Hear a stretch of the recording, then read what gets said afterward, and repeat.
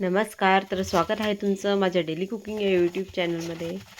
तर नेहमीप्रमाणे मी वरणासाठी कुकरमध्ये डाळ लावून घेतली आणि आज मला बनवायची होती पत्ताकोबीची भाजी. तर त्यासाठी इथे मी पत्ताकोबी जो आहे तो चिरून घेते आहे. पूर्ण पत्ताकोबीचा गठ्ठा जो आहे तो मी ते चिरून घेतला होता. यात आता भरपूर पाणी घालून बाजूला ठेवून देते आणि लगेच डाळ शिजली होती माझी, पण कुकर थंड होण्यासाठी वेळ होता. तर डाळीच्या फोडणीची आणि तसंच भाजीच्या फोडणीची ते मी तयारी करून घेते. तर सगळ्यात पहिले मी ना लसूण सोलून घेतला होता, कारण मला डाळीच्या फोडणीला पण लसूण लागणार होता आणि भाजीसाठी पण लसूण लागणार होता. तर एक लसणाची कांडी पूर्ण इथं मी सोलून घेतली आणि भाजीसाठी हिरवी मिरची करून ठेवलं, म्हणजे हिरवी मिरची आणि लसूण मिक्सरमध्ये बारीक करून घेतले. आता मिक्सरचं काम झालं, बाजूला ठेवून देते. सगळी तयारी करून माझी झाली. कोथिंबीर धुवून चिरून घेतली होती. कढीपत्ता पण मी धुवून घेतला होता. आता वेळ होती फोडणी द्यायची, तर आधी वरणाला फोडणी देऊन घेते.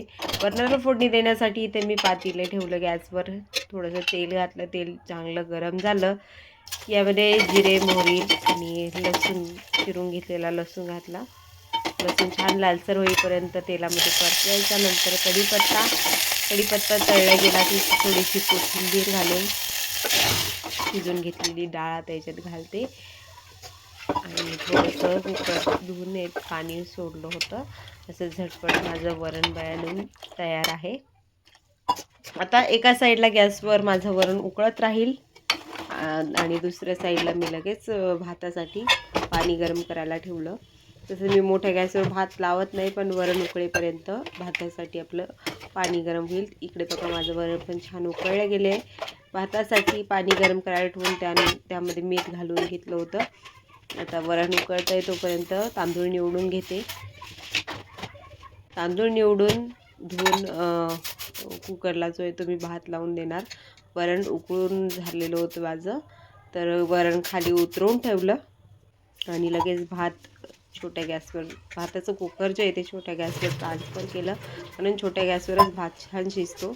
त्यात 2 पाण्याने ते तांदूळ स्वच्छ धुवून मी कुकर लावून घेतला.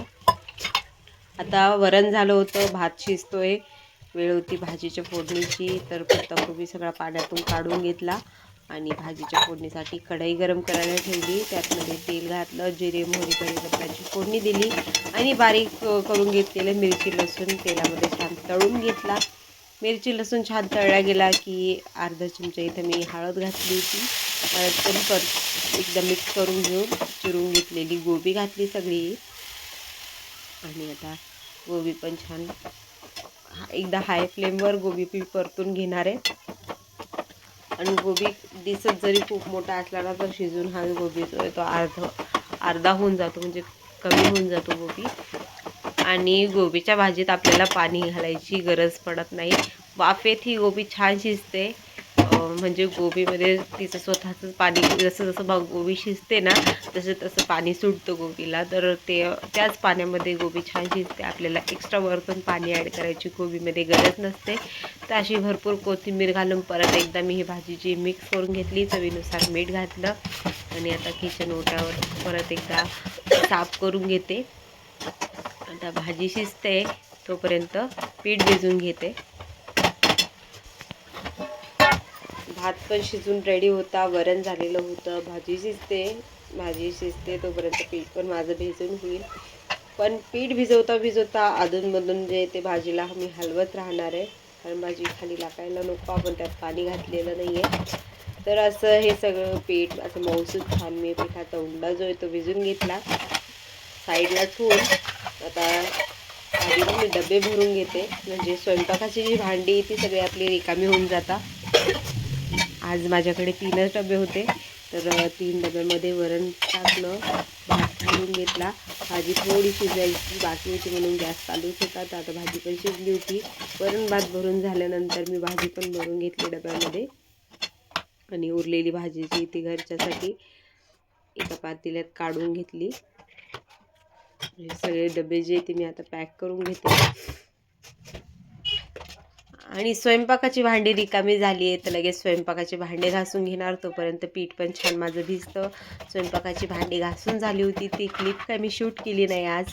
त्यानंतर लगेच पिठाला मस्त तेल लावलं आणि तेल लावून पिठाचा उंडा जो आहे तो छान मळून घेतला. अजून एकदा गॅसवर तवा गरम करायला ठेवून आता पटापट मी सगळ्या पोळ्या करून घेते, डब्याच्या पण आणि घरच्या पण आमच्या.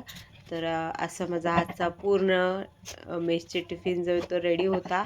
आजच्या टिफिनमध्ये मी बनवलं होतं वरण भात, पत्ताकोबीची भाजी आणि पोळ्या. तर अशा सगळ्या झटपट पोळ्या ज्या आहेत ते मी करून घेते. आणि पीठ चांगलं भिजलेलं असल्यामुळं पोळ्या पण छान मऊसूद येणार आता माझ्या. मऊसूद पण येतात आणि अशा सरसर लाटल्या पण जातात ह्या पोळ्या. म्हणजे असं आपल्याला पोळी लाटायला जास्त जोर लावायची गरज पडत नाही. एकदम अलगद हाताने पोळी जी ती आपली छान लाटल्या जाते. अशा सगळ्या पोळ्या मी इथे करून घेते. आणि तुम्हाला जर माझे व्हिडिओ आवडत असतील तर प्लीज व्हिडिओला लाईक करा, शेअर करा, चॅनलला सबस्क्राईब करा. आता माझं जवळपास सगळंच काम आवरलेलं आहे. भांडी पण माझी झालेली आहे. पोळ्या झाल्यानंतर काय एवढी माझी भांडी पडणार नाही. तर असा माझा रोजचा डेली रुटीन असतो. आणि मी डेली रुटीनचं कुकिंग व्हिडिओ तुमच्यासोबत नेहमी माझ्या चॅनलवरून शेअर करत राहील. तर तुम्हाला माझे व्हिडिओ कसे वाटत आहेत ते मला कमेंट करून सांगा. आणि तुम्ही माझे व्हिडिओ कुठून बघतायत ते पण मला सांगा, ज्याने मला कळेल की माझे व्हिडिओ कुठपर्यंत पोहोचतायत ते.